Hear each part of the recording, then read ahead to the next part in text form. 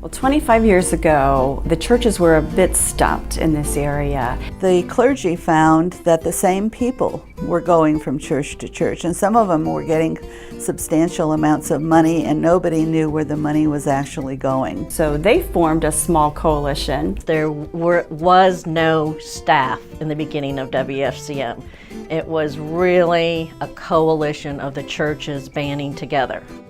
We just had humongous boxes. Everything was on a 5x7 card. It was very, very simple. All of our records were on index cards. It worked that way until I think the following summer when my son donated the first laptop computer, and one of the volunteers from Centerville Methodist put together a program for us to keep track of the clients. And by doing that, we were able to screen clients who walked in the door. We were able to put volunteers in place to actually have an on-call ministry. And you check the phone messages, and there would be a client who would have called when explaining what their need was.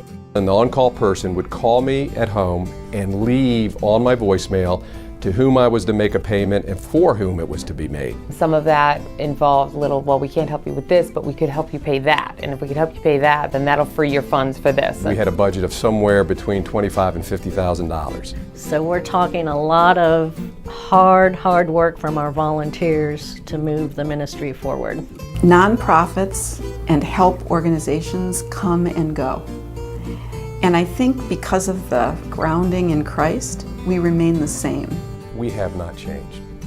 We stick to our mission, and we do the best with God's blessing to follow it. The mission has remained the same. I think they're able to do much more with the facilities they have. That's certainly expanded into something far more than we ever dreamed at the time. Western Fairfax Christian Ministries is now in its 25th year. Our mission hasn't changed, though. It's as an expression of God's love and an opportunity to share the gospel of Jesus Christ. WFCM provides life essential to support to those needing our assistance.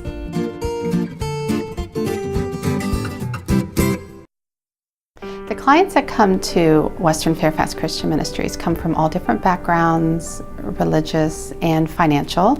We have quite a few that are mentally ill, substance abuse, low income. A lot of our clients now we are seeing are working, but they're very poor. As our economy went into a recession, the role has become ever more important in keeping people from losing their homes. Homelessness is staying the same, but poverty seems to be growing. We see about 300 families per month, and last year we gave away over 30,000 bags of food. We also are able to help about 400 to 500 families with their rent. We had our second preemie, so we were kind of at our lowest point, and we just needed help picking ourselves back up. My brother, he has a handicap with his arms and different medical problems. Well, I came at this location especially because of domestic violence.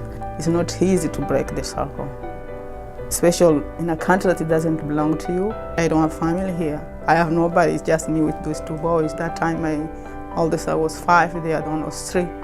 My income is below, and I have 2 children. And my children, they are not US citizens. They don't qualify for any help, government help.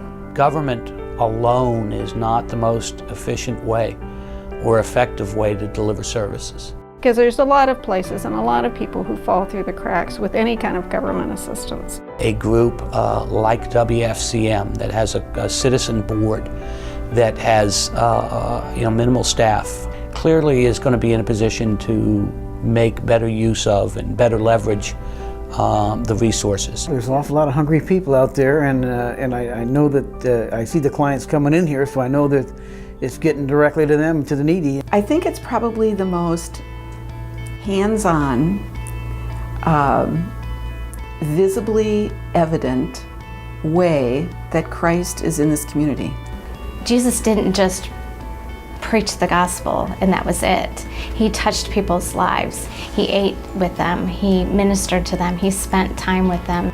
And I'm able to help people in a very tangible way by giving them food that they can take home and feed their families. There are concrete things that are needed in order to love our neighbor, and a couple of them are to feed the hungry and clothe the naked. I didn't have food for my children, no clothing. I didn't even have shoes with me. So when I come here, every month I get food, and sometimes you get cleaning supplies, whatever is possible. They help me with my bill. They help me with electric. It was mostly we needed help with rent and our utilities. They've been tremendously wonderful to him. He's gotten furniture through him. He got an apartment and didn't have anything, basically.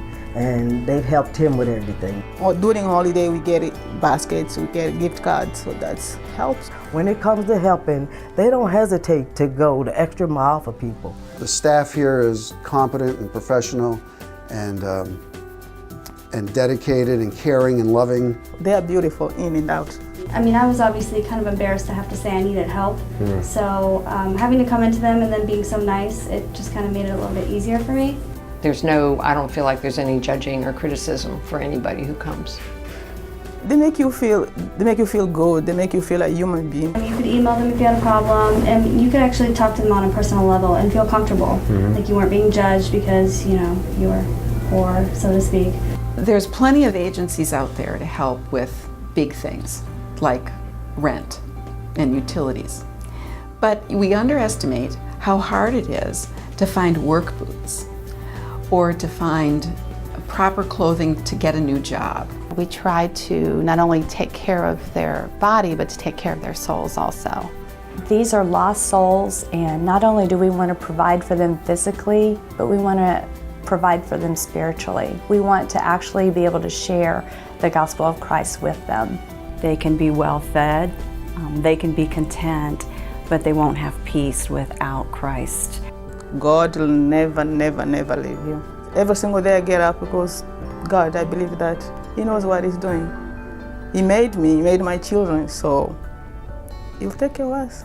One morning when I was sitting in prayer, I realized that I wasn't doing anything for the poor. The Bible tells us two things: love God and love your neighbor.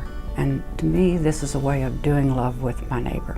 Christ told us to love one another as He loved us, and this is, in my opinion, the perfect expression of that love. It allows us as believers to come here and act out in a very basic, life essential way God's love for other people. I want people to see Christ through me and the actions that I take. And that was something I could do. I could help feed the hungry, and I could help clothe the naked. Volunteering in any other charity wouldn't be the same like being here. This is a family. It's just a great place to be, great place to do things, to work, to kid each other, to laugh, to pray. I don't think any other place has this feeling to it. Christ is everywhere here. And it makes a huge difference. There's a different feel in the interactions here because of it. I didn't think I would be suited for that, helping needy people and all of that, but it turned out that I love it here, and it's a pleasure to help the people. I love to work with the clients, to give them a hug. I love it when they that you can remember their name and they feel touched. Leah Ann has been just wonderful towards us. She has treated us like one of her own, almost, I would say. I really feel like we have clients that come in to see us on Wednesdays because they know that we'll be there. They see us as a family, that's how I feel. It was a very personal relationship that we had with them. And you don't just find that on the street corner. They leave your problems. You always are thinking about what it is more that you can do for them.